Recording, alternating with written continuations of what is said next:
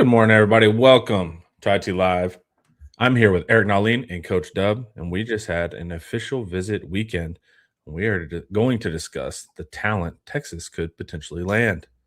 First, head over to Inside Texas right now. We're doing a summer sale. That means 50% off the Ultimate Fan Bundle. You'll get us, IT, On3, and Rivals all together, plus a full year of access to the Athletic. First things first, Coach. Before we even talk players, how were the vibes? Were the vibes immaculate? Yeah, the vibes are always good when you got official business season in Austin. They do it right. Look, from support staff, all the volunteers, interns, all the way to the coaches. Like Texas does a great job when they host these families on campus, and so you always hear positive vibes because it's very detailed plan from when they get there to the Four Seasons until they leave and go to the airport, or if they're driving back home or getting shuttled back home. But yeah, Texas does a great job, man. The vibes are great. Coach, could they see what we were building here? I think the game plan is laid out. I'll say this. A lot of players say that these coaches, you can tell they're passionate about what they do. Sometimes it's not like a lay down. You come in and they just give a job description. Hey, this is what you do. This is what the defense looks like. You can tell that they love what they do. So there's a difference between a normal visit. Here's a defense. This is what I'll see you as, or hey, I'm passionate about what I do, and this is how I'm going to go about teaching you, especially Kenny Baker. You hear multiple defensive linemen say, man, you can tell he loves defensive line play. Like he loves it. He lives it, breathes it. So I think that's a difference.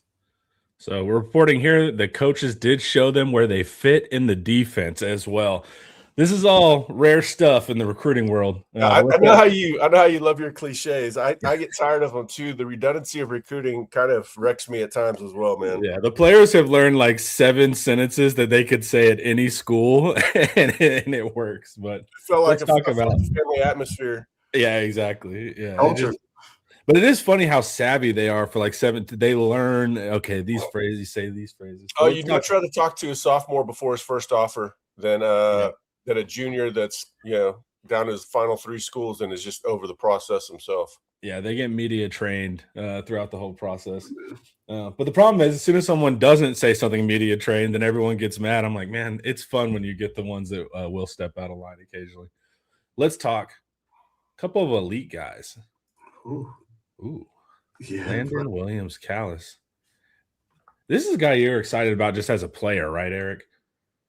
Absolutely, man. He's like, I love the pinball running backs, the guys that just bounce around. You can't really tackle them. And when you do hit them, they just bounce into another guy and he hits them and he bounces into somebody else. That's Landon Williams-Callis. Trey Williams that they had. He went to A&M. Remember, he never really maximized, but he was a record breaker out of Duquesne. Probably should have stuck with Oklahoma State at the time. Big 12. Mike Gundy had the Big 12 going. Kind of reminds me of that. It's really hard to tackle. Where do you hit him? Wherever you hit, you get a thigh pad or an elbow in your face. And he's got good speed. Just a playmaker, and entirely different than what they have on the roster. Outside of what we think we'll get out of Raleek Brown. We've seen some of that at Arizona State last year. I think Landon Williams-Callis, as far as this offense goes, is a heightened Raleek Brown. Coach. Look, I think tackling is a lost art, and a lot of times, a lot of these people, they just be lunging at people. And you're going to miss him every single time. You get too high, he's going to duck under you. He doesn't have that much room to duck anyway. But at the same time, you're going to miss if you tackle high and trying to get low. I don't know, man. He's so powerful. He got some powerful legs. I saw him bounce off multiple defenders watching him live, and you see him on film. So he's a hard guy to bring down because how do you tackle him, right? You got to really break down, and you don't see that much in football anymore. What do you what have you heard about Jaluk's recruiting? It says, here that he got him back in the mix, but what are you hearing about him as a recruiter? I mean, look, Jaluk is just a real guy. He's not going to say you a lot of fluff. Like he can relate to you. He can relate to your family.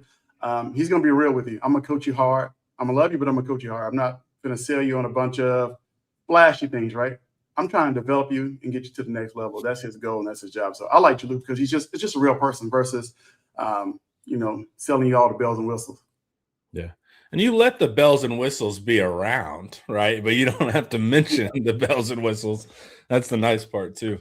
All right. So I think this is a definite RPM then, right, Eric? I mean, this is a guarantee. I wouldn't hate it. Here's the thing, man. We've been downplaying Texas the last couple of weeks, and we're slowly ramping it up.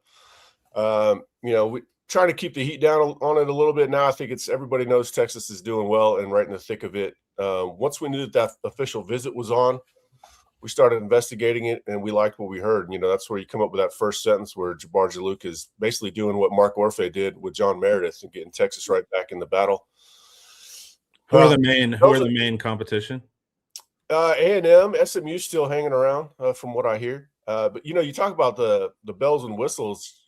I think to Landon Williams-Callis, that's more like the skill players that'll be around him that'll make his life a little bit easier. Lighten the box, bigger plays. And what he should really be looking for is some other good running backs that can help him out, because he's got a lot of wear and tear, man. He needs to be thinking about the NFL long term. He's already got 750 carries in college. He needs to think about sharing that load, getting enough on tape, getting out after 3 years with plenty of room left to go in the NFL. What's up, Ed? Ryan Nelson states, Georgia has moved more in state since NIL became big.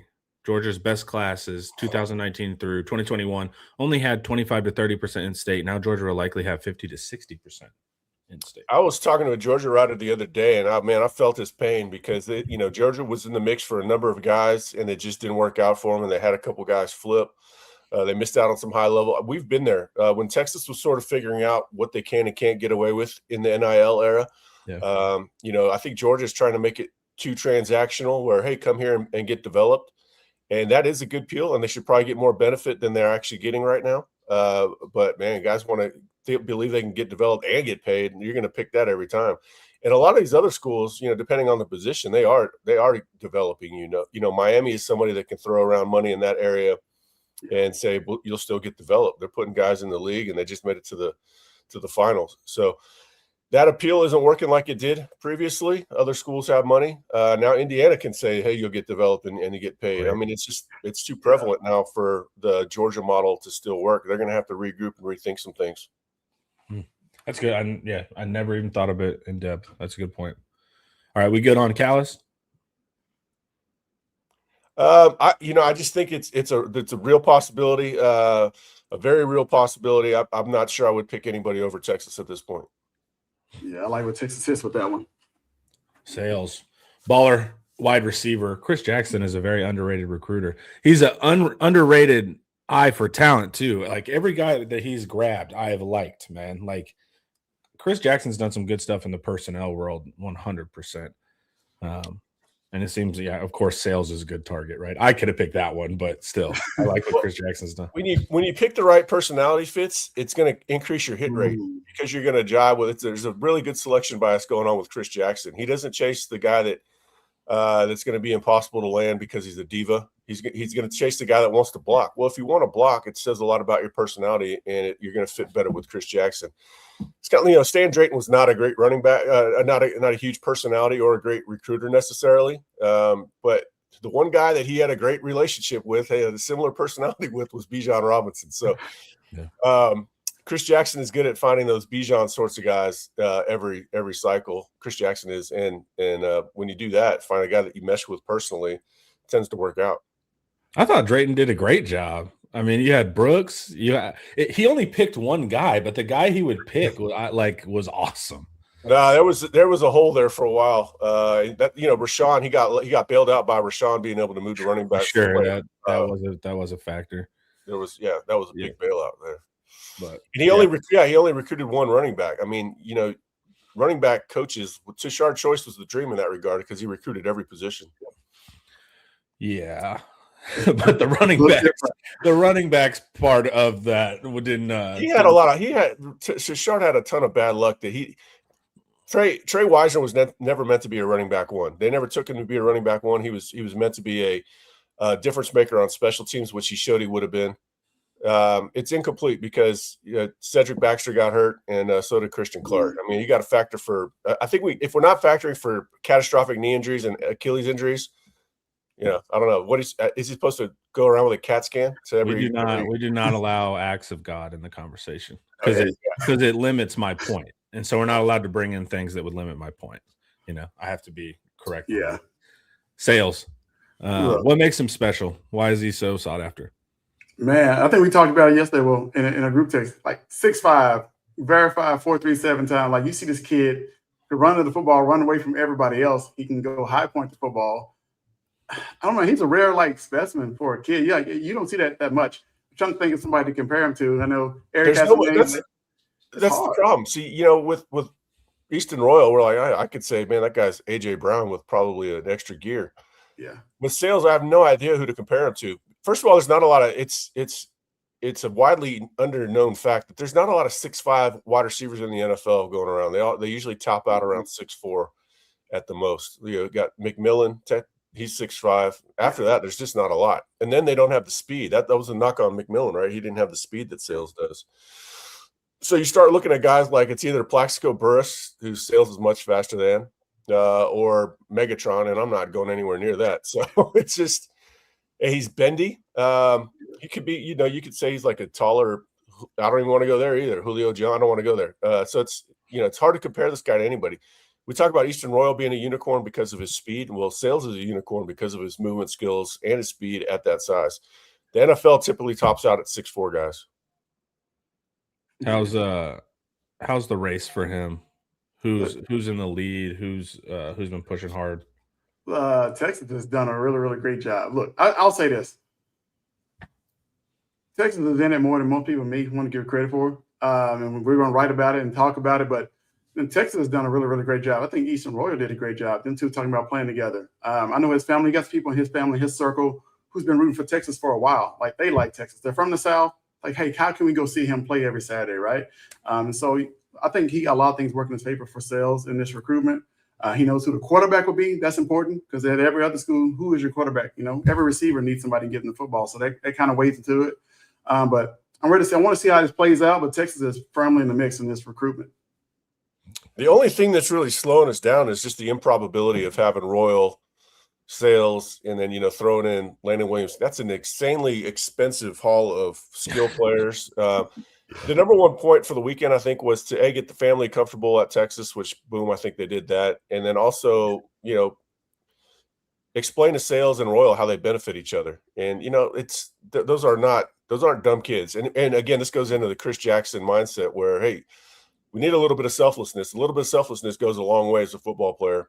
And I think they see how they would benefit each other. And Texas can give a lot of examples. Worthy and Mitchell did well, would have done better with a little bit more playmaking at quarterback. And Sark has a rich tradition of having multiple wide receivers have big seasons at the same time. And really, it's with the NFL, the production is a little overrated for the NFL, as fans think. You don't need 1,000 yards. You can go have 700 yards on 45 catches, and the NFL is going to be all over that. So it's just about being in position to make big plays, and Sark is going to do that, and they believe that. So now it's just about keep hammering it home. But there are some if you talk about vibes, which I think is the dumbest word of all time right now. Or everything is vibes, or it might be the only thing dumber than vibe right now. But it's got Cam Coleman attributes to it. He's a writer, guys, intelligent writer. He's his attribute. Yeah, so we're paying close attention to it. It's not out of the question they can get both of them. It checks a lot of boxes. We're still worried about Ohio State. Didn't hear as much about Indiana as I expected coming out of the visit. That maybe I'm just missing something there. Ohio State and LSU is pushing extremely hard. We always talk about when Texas is going after two really, really good players at the same position and one's committed somewhere. We call it splitting aces. You split aces in 21 and you hope to win one. You hope to win both hands, but if you split them, you're probably going to win one of them, right? LSU's trying to split aces right now with Easton Royal and Monshon Sales. And Texas is trying to win both hands. There's a path to where Texas doesn't land either of them, I guess. That's a very narrow one, unlikely, but it's possible. There's also a path that's probably a little more likely than ending up with zero of them, of getting both of them. So we'll see how it plays out. Mid-July, I think, is when he's going to pop, and we'll be tracking that one throughout. Yeah, let's talk Easton Royal. My guy's been on a national tour. He seems like someone that does enjoy the process.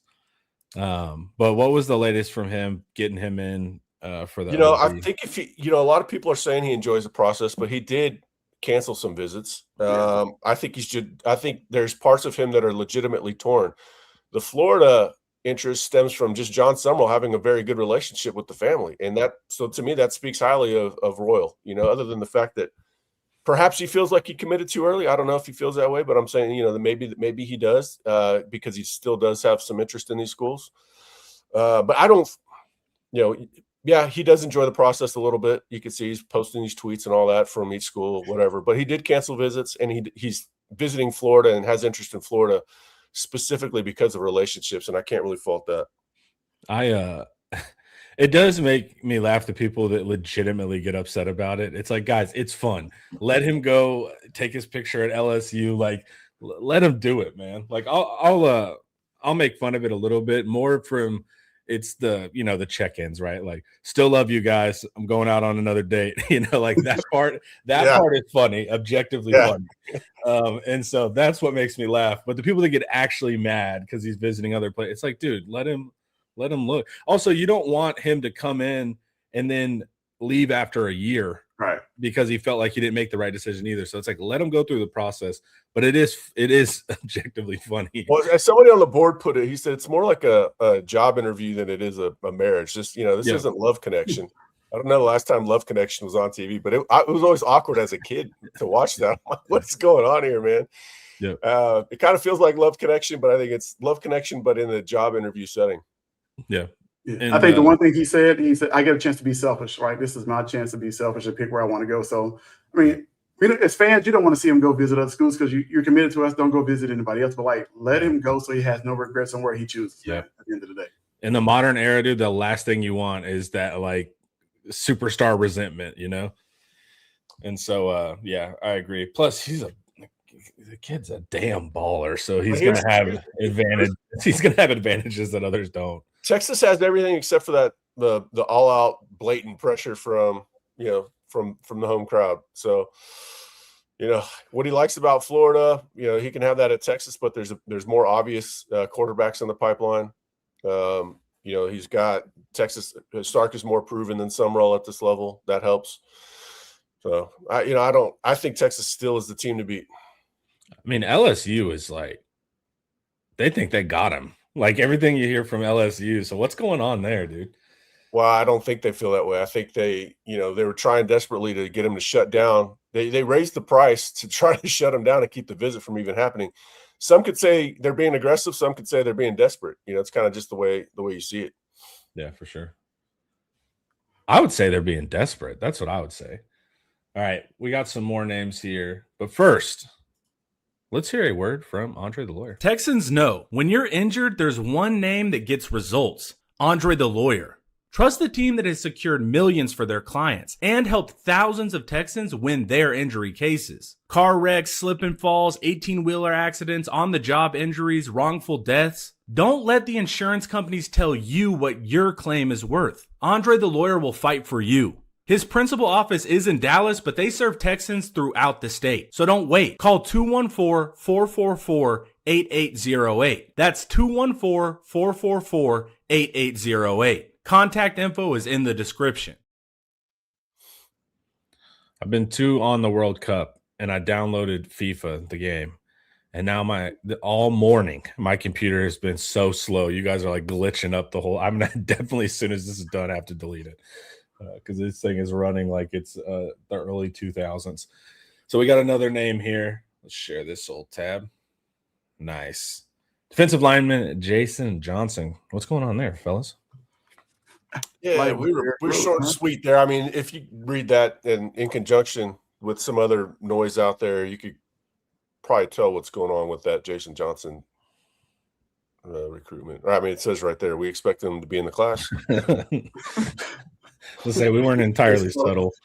We're entirely subtle with this. All right, and then let's look at offensive line. Well, we need to talk about him for another second, though. I mean, you can't just move on because you kind of just was just like it is what it is. But I mean, that's the recruitment, and then there's the player. What would he bring to the class? Eric, what would he bring to the class? I appreciate that setup. Thank you.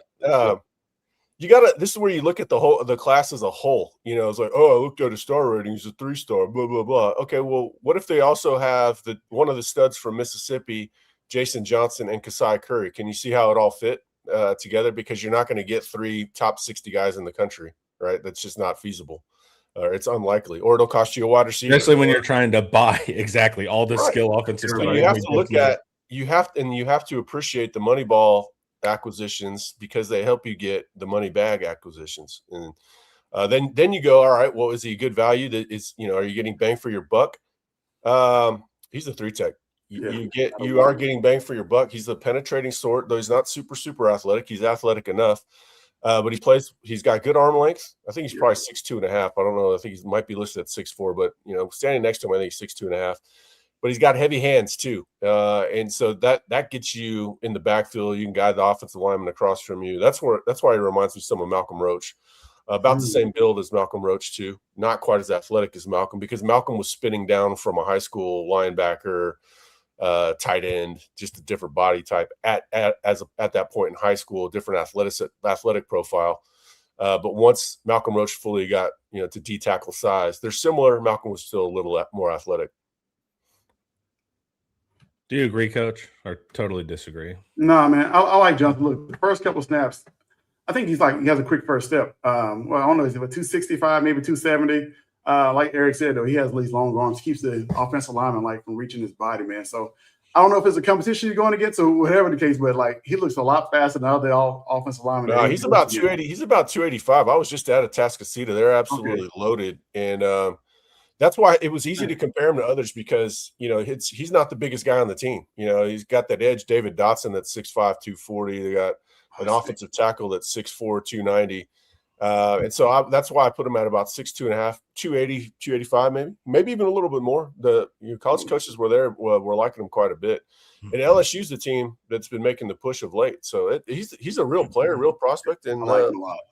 Yeah, they brought him in on this last weekend, probably because they wanted to see, hey, what's our D tackle board look like, and do we go in? And obviously the answer is yes. I just like what Kenny Baker does, period. Humble, Texas. One of the first ones when I started in the world of IT, kept calling it Humble, Texas. And that was one of the first things Eric had to be like, it's Humble, Texas. One of the first things you have to do when you get into any type of recruiting is learn all the little town names. One time I said Waxahachie when I clearly know what it's Waxahachie, and I got laid into it. I'm like, man, dude, come on. I've been covering this for so long. It just slipped because it's not natural to me. Yeah, it's not natural. I had to coach myself to it. Yeah. You have to learn, especially in the South. I'm from DFW, so I'm good there. But once we get to any Houston area or stuff like that, I can be a little lacking. Ryan Nelson states, 2027 class seems more balanced. 2026 class was more top heavy. Agree or disagree, fellas?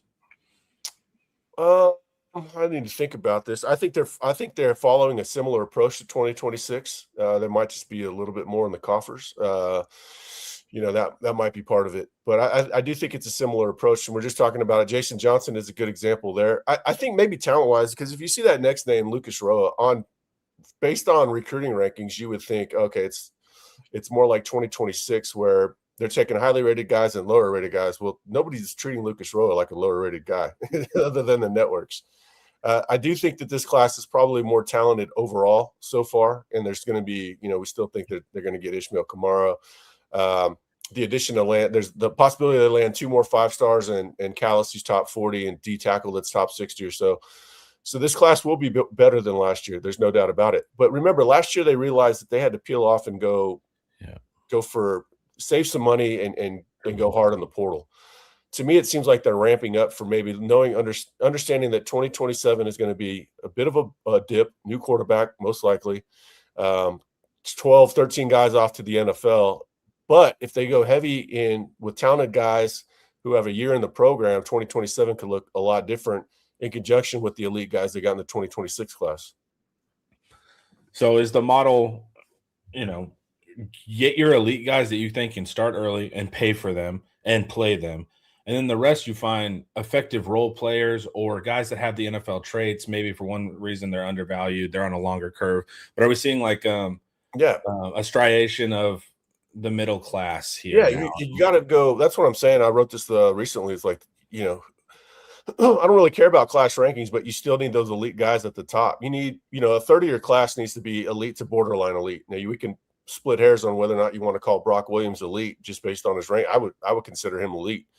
But maybe if you're thinking elite is just 5 stars or top 40, whatever, you need to have that same sort of elite as everybody else, so Texas needs to go step for step with A&M within reason, right? A&M's loading up in a little bit different way than Texas is. Definitely. But A&M didn't just land Cam Coleman either, or Rasheem Biles, so or Melvin Siani. I think they might feel like they got Melvin Siani. I'm not sure they did. So everybody's going to be different because the rosters are going to be different. They're going to be in different situations, but everybody's kind of doing a similar thing. So Texas, there's going to be years you go harder in high school. And when you do that, it's probably because you're looking ahead to 2 years rather than the next year. I feel like it's balanced. You got a lot of elite talent, but it's okay being a role player. But they're really good role players. Even look at the dominant teams who passed from Alabama and Georgia. They had a lot of elite guys, but the role players made plays too. So I feel like if you look at star rankings, you can say, well, they're getting a lot of elite and then maybe getting some lower tier guys. But the lower tier guys, according to rankings, they still can play. You look at their film, they're not that far off from the elite guys, in my opinion, in a lot of ways. And so I feel like they got a balanced class of a lot of good talent, actually. Yeah, an observation I made years and years ago, I think I was looking at cornerbacks that Texas had a lot of offers out to. And I think it was 2020 or so. And I couldn't tell the difference between the 88 guys and the 92 guys. They're just, to me, they're largely fungible. Maybe there's consistency issues, but the talent was there. Sometimes the 88 guy was more naturally gifted than the 92 guy. So this is where evaluation could be a huge difference maker for you. If let's say all the 3 stars for the most part are fungible, well, a lot of those guys make it to the NFL just because they're sheer numbers. So go evaluate them well and then develop them. The better you evaluate, the easier they are to develop. So it makes development a lot easier if you find the right guys. So here's you hope that Jason Johnson is the right sort of guy, because I do think, I don't know what his arms measure, but it seems like he plays with good arm length and strong hands. That's not something that's going to show up in a network. They're not sitting there going, oh man, look at that. They want to see a guy that's 6'4" and moves like a deer. But there's a lot of, we talk about Taquan Graham a lot on this show. I think, part of that has to do with coach's familiarity with him. Yeah. But those guys make it to the NFL, the guy that does the dirty work. You can be a junkyard dog at D tackle. And if that comes out of Jason Johnson, then you got a diamond in the rough. Byron Murphy. Well, yeah, Byron was a total miss by I left that DeSoto practice saying they got 2 NFL guys because he moved like a running back. Now, if Jason Johnson moved like that and still played with that arm length, we would be talking about some crazy stuff. That actually, maybe not, because that's what Poona Ford was. He moved like a running back, but had absurd arm length. He was just 5'11" or whatever. Yeah. Peter the Great. He says, looks like Kyle Flood is sleeping on the job right now. Let's use this as a canvas to talk about the offensive line haul, including. First of all, I think the old Russian Zara would be pretty hyped up to see that he's got some street slang in there with the he's made it far, dude. Yeah, it should be Peter the Great. Yeah, I don't know. I think this is just an easy conclusion. If he lands Kamara, they're like, oh, Flood is saved, even though that Flood's playing an important role in that recruitment. That recruitment is so beyond just a position coach. It's not even funny. It's like saying, oh, AJ, if they didn't get Arch Manning, you blame AJ Milwee. Right. That's just not how it works, man. Now, I will tell you that, they had to make up for PK with Colin Simmons just because, PK that's a little bit of an outlier because of not a huge recruiter at all.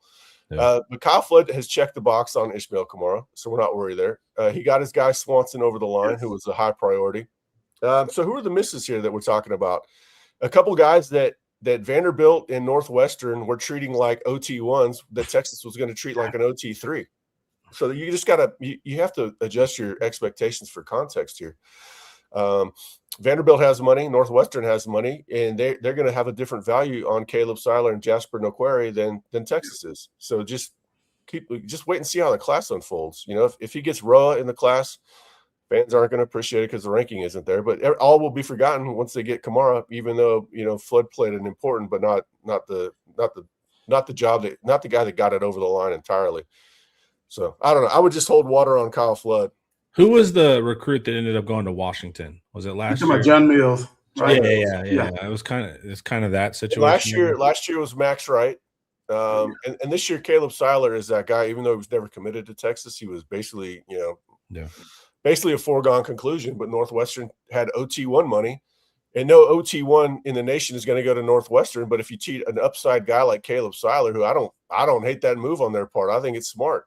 And this is something I've said that SMU's done well.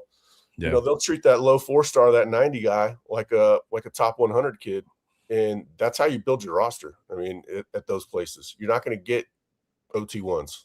So you treat an OT3 like an OT1, and that's how you beat Texas. Yeah. Yeah. And don't sleep on Keon Hemphill Woods, whatever, as the offensive lineman, interior offensive lineman. That kid can play. He has a lot of good traits. I think he's going to surprise a lot of people, but I think he's an excellent take. Yeah, he's an athlete.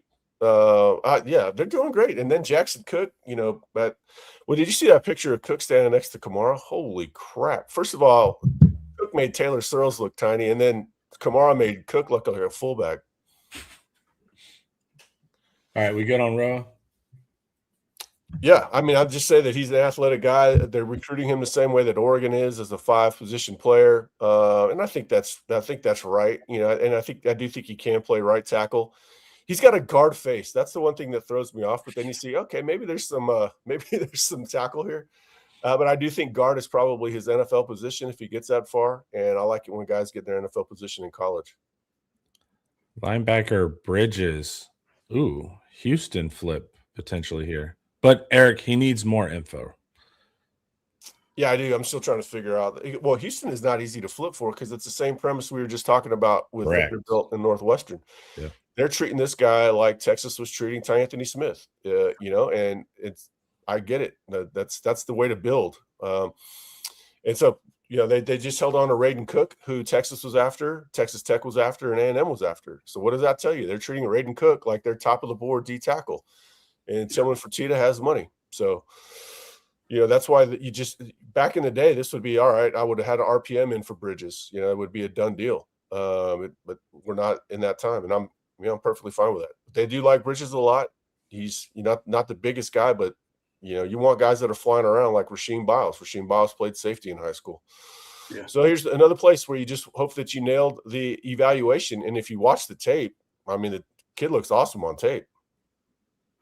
I need to watch it. I haven't seen him yet. I'll go check him out after this. He plays actual linebacker. He might be undersized, but he plays actual linebacker coming downhill and striking, folks. He runs track. I think he's posted a 10, 8, and 100. So like Eric said, he can move. And he was reluctant to take his OB because he's committed to Houston. He just didn't automatically accept the invite to come to OB at Texas either. So I don't know. It could be Texas applying a lot of pressure here. So if they can get him to flip, I think it's a good eval. I think it's a type of kid people don't really pay attention to because it's low ranking or whatever the case, but he actually can play. Hey, it might have been one of those things he's reluctant to visit because he knew he might flip. True. Yeah. Like, I don't want to go to Olive Garden because I'll eat all the bread. Yep. And I'm just using that. I haven't been to Olive Garden in years. Yeah. Breadsticks. If I win, it's a fine establishment, man. It's Olive Garden, Chili's. I mean, that's good. That's good stuff. Ryan Nelson. These B-tier programs being able to compete on high 3 stars and low 4 stars with Texas just makes things harder. It's just the new era of college football. We had that a little bit years ago when TCU and Baylor came on. They kind of were able to take just enough key guys throughout. But now the difference is the portal. You can replenish with the portal. So and I've raised points that it's like, yeah, man, I mean, you will have some drain here because everyone can compete. But Texas is doing really well. Their talent is as high as it's ever been. And you have the portal to supplement. So I'm not as nervous about TCU that. holding off Texas for Quentin or stealing Quentin Johnston at the last minute, and Savion Williams, just 2 wide receivers right there at one school. But the same thing that he's talking about here also helps Texas get 5 stars out of the South. So, I mean, yeah, it's the same exact – for the same reason these schools can go get 3 and 4 stars that, all right, yeah, it pings Texas a little bit. Texas can go to get 5 stars that they never would have got before anyways. So, I mean, it's a wash. Yep. Like I said, the portal is nice. So you can backfill when you need to. Cornerback info. There's a lot of cornerback stuff. Yeah, that's because Mark Orphe's got a really damn good board, man. It's just it should always be like this. And the reason we track big boards throughout the year is to see who's doing a great job and who's setting themselves up to where they can't really. It's like when a high school recruit has a top 5 and they're all like blue bloods. Like, all right, you can't really go wrong. Yeah. Orphe's got a big board where you can't really go wrong. And so now it's closing time. He's just got to get a couple more guys over the line. John Meredith, that was a big one. Greedy James turned into a sneaky big one. Nobody really cared when he committed on, I think December 3rd. And, we were all in the middle of off-season intrigue. We're like, oh, Greedy James committed. That's odd timing. Shit. And then, once you get in the winter off-season evaluation, the kid blows up. And all of a sudden, Orphe's got a fight on his hands. Also a legendary name. And we know here on Inside Texas that names are important. So Greedy Well, his James, first name was Carnell, and I told him, Carnell, man, outside of Carnell Tate, and I think that kind of saved him a little. Carnell is a big, giant offensive lineman name to me. Carnell sounds like somebody that's going to punk you for your lunch money. Not a greedy for a Greedy. cornerback is a wonderful. I like it. Greedy is perfect. I think that's a huge switch. That changed his entire life momentum right there. It does, yeah. Exactly. That changed his metabolism. It changed everything. Yeah, it changed everything immediately. So let's see kind of our timeline here. That leaves 2 spots open for 3 candidates. Montre Jackson announces next week. RPMs on Texas. Okay, cool. And then how do you say it? Sherrard? Yeah, Sherrard, Brandon Sherrard. This is the riddle that we've been trying to solve for what, 6 weeks, Charlie? Yeah, Sherrod is Well, I mean, the whole just the position in general, because we're like, at first we thought 3, and then we're like, okay, they're going to take 4, and now there still seems like one too many. Maybe they take all of them, try to take all of them, and then somebody goes to safety over there if they can get Junior Tuopo. Then you've got like the best combination of cover safeties ever. And then LSU and OU have been pushing hard. Texas had a really good visit. I do think had Texas been – so I think Texas, again, part of it was like, man, we really like this guy. And then, all right, well, we really like this guy. And then we really like this guy. Oh, shit, now we have to hold on to Greedy James and, all this stuff. We're pushing hard for Meredith. And it's just, I don't know that they were 100% consistent on Montre, Sherrard, or McGee, but they've been recruiting them all hard of late. And we're trying to figure out how it's going to shake out. And, we've got a short time to do that because it's all coming to a head right now. Sherrard has been – LSU's probably been the most consistent. They've been pretty desperate for cornerbacks. They've been hitting Texas pretty hard.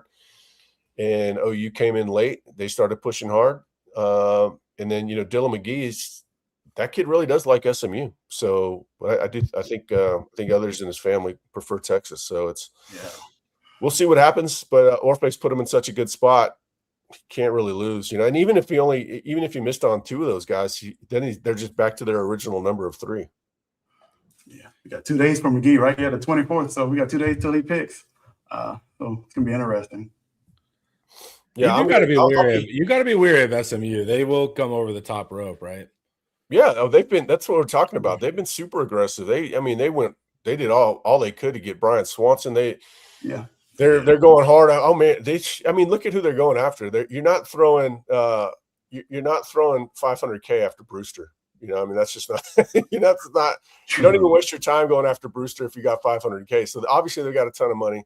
You don't go after Landon Williams-Callis with 500K. So they are being extremely aggressive, which means when they don't get those types of guys, they've got some cash to repurpose. Right, exactly. And then reload again to try to get a late win.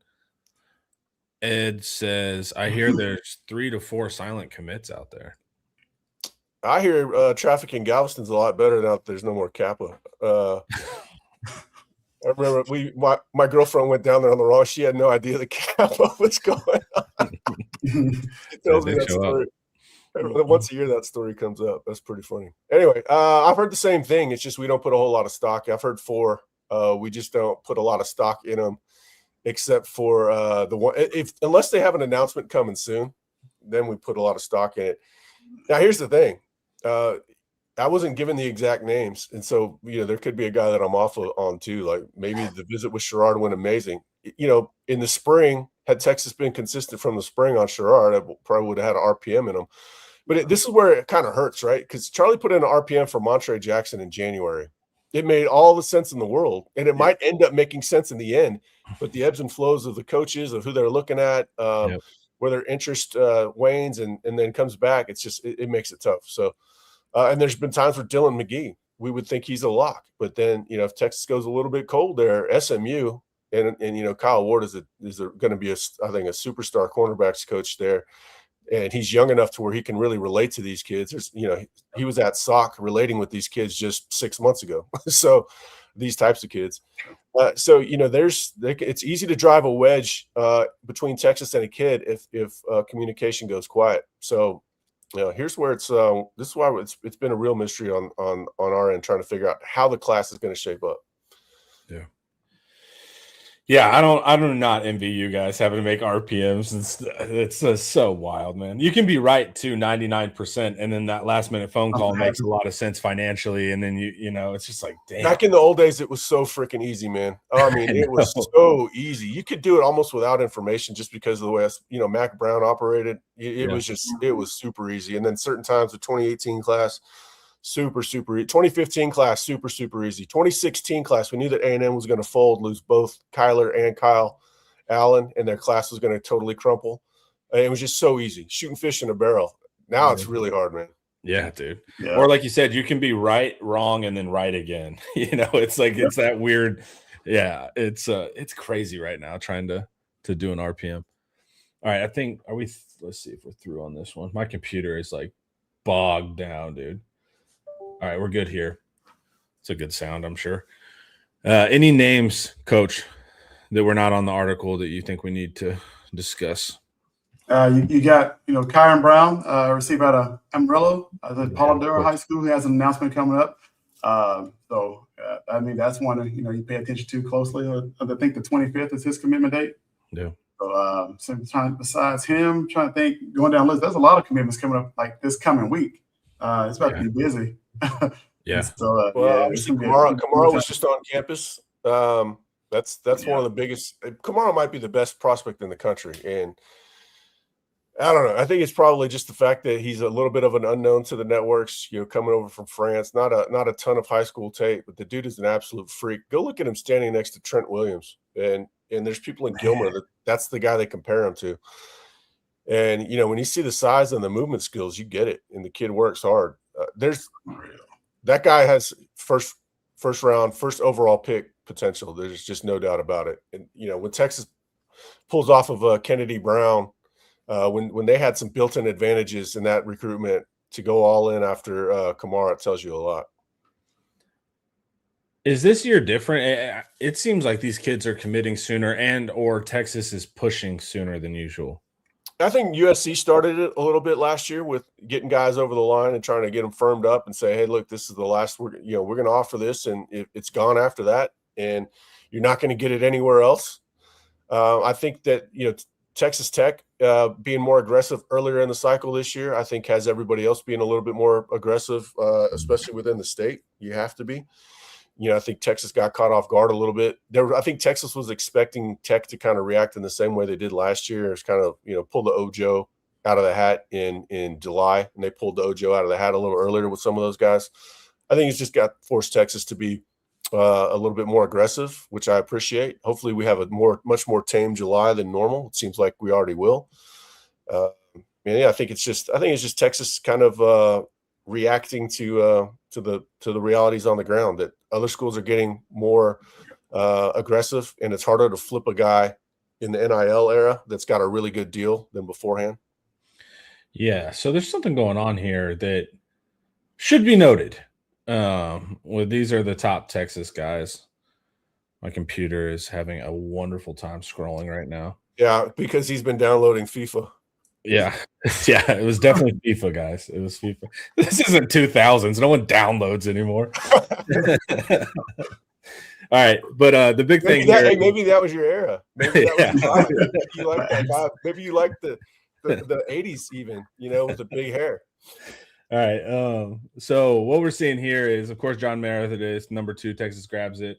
But Tech has the Brewster grab right now. A&M has been really active here.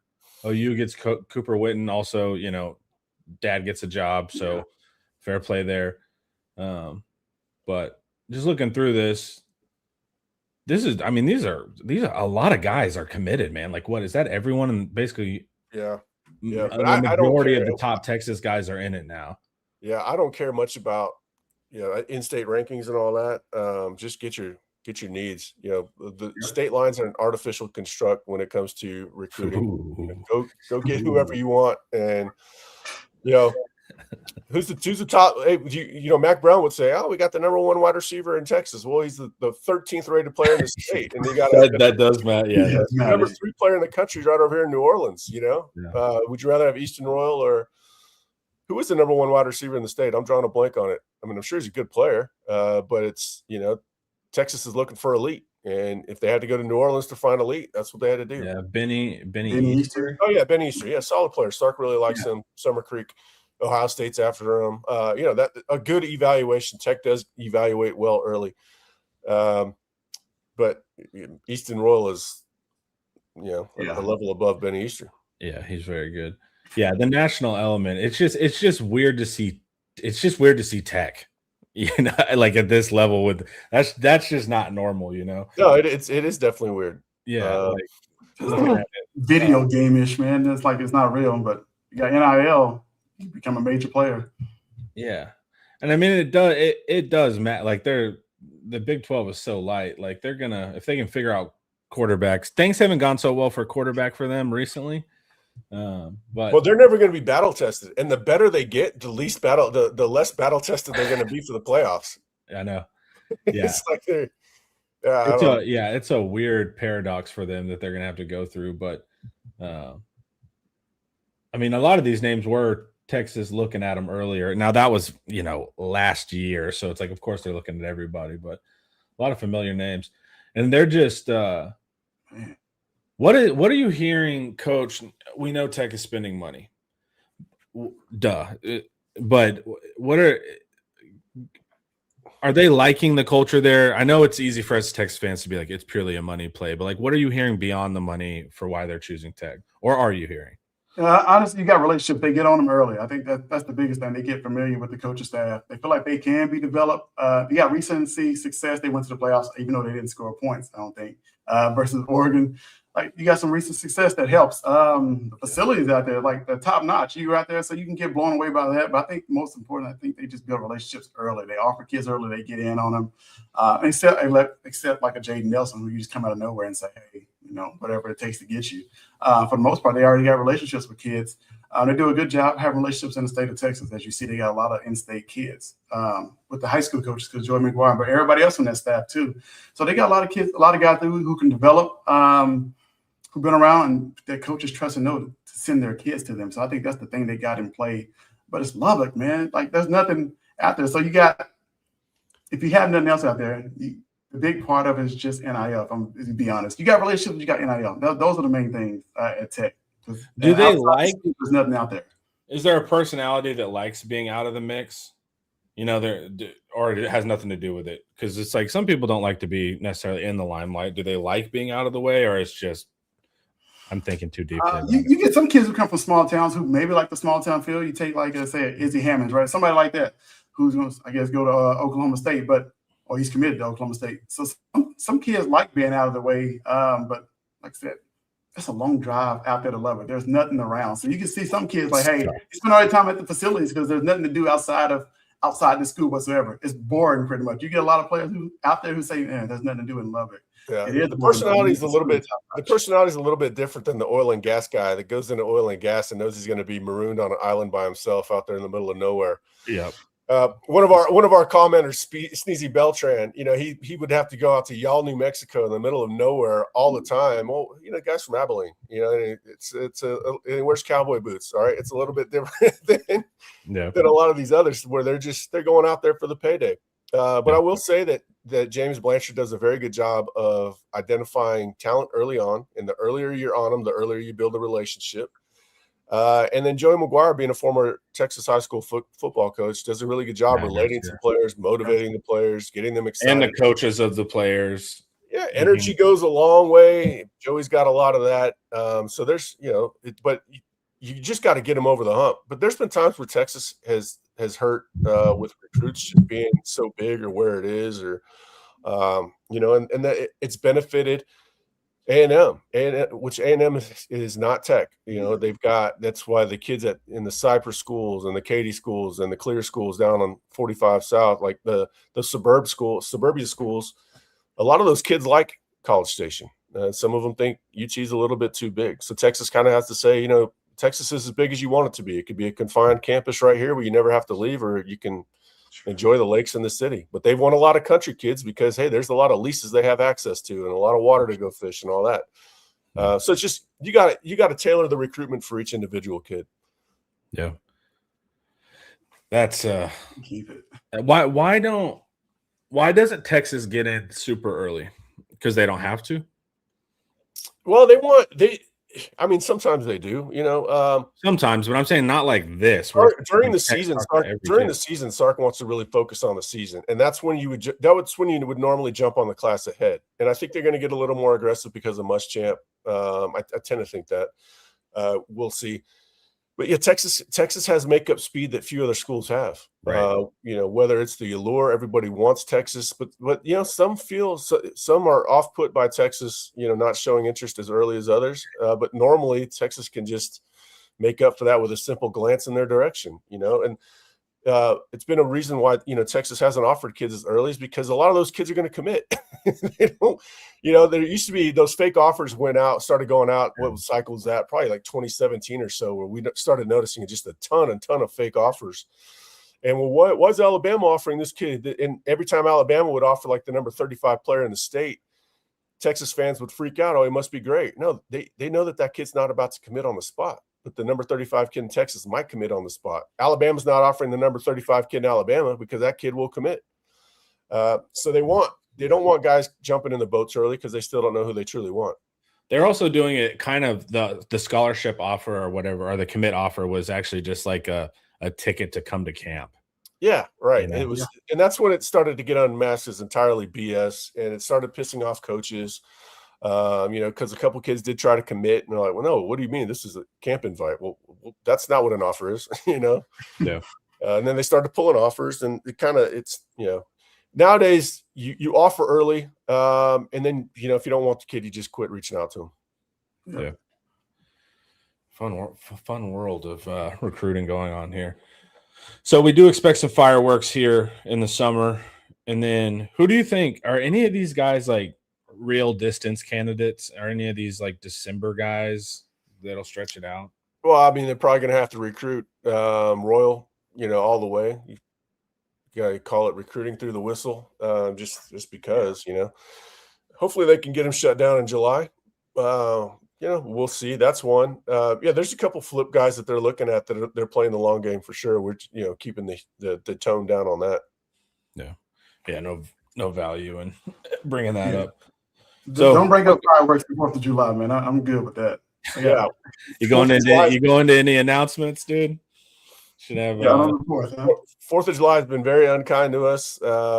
Where hopefully there's nothing. That's what I was. You know, I think Jabarius Guerra was going to. Thankfully, he got off that timeline. If Ishmael Kamara being from France should go on Bastille Day, which is July 14th. And then before we get out of here, Kobe Black at safety, huh? Where are you hearing that, man? I mean, it's he's been repping there, we know that, but I don't know if it's a full-time thing. We reported that after the spring. He got some reps at the end of spring, and then you know the summertime is like walkthrough. They do walkthroughs with the coaches, but I don't think there's been a permanent move or anything like that. Otherwise, I would have heard that. Yeah, they I'll tell you who gave. That's who has notified me of such things. But I don't know if did you hear it got moved permanently? He got moved permanently? It was just phrased as he's at safety. Okay, well, let me check on it. You probably should have sent me a text on that, and I would have checked on it. Yeah. We know he's been working there, and obviously the first time I heard that, I'll go, oh, let's see where this is going. Yep. And so, but to me, it's like, I mean, that makes sense. So we'll see. I don't know. I don't know, man, because does that mean Bishop's going to be I don't want Bishop at corner, man. I want these games to stop. Yeah, a lot of guys, a lot of versatility. It's hard. You got to find a way to get them on the field, though. Like, it's so many people, not a lot of positions to go around. Yeah. So that's where it's weird, and I think it'll be a little bit confusing.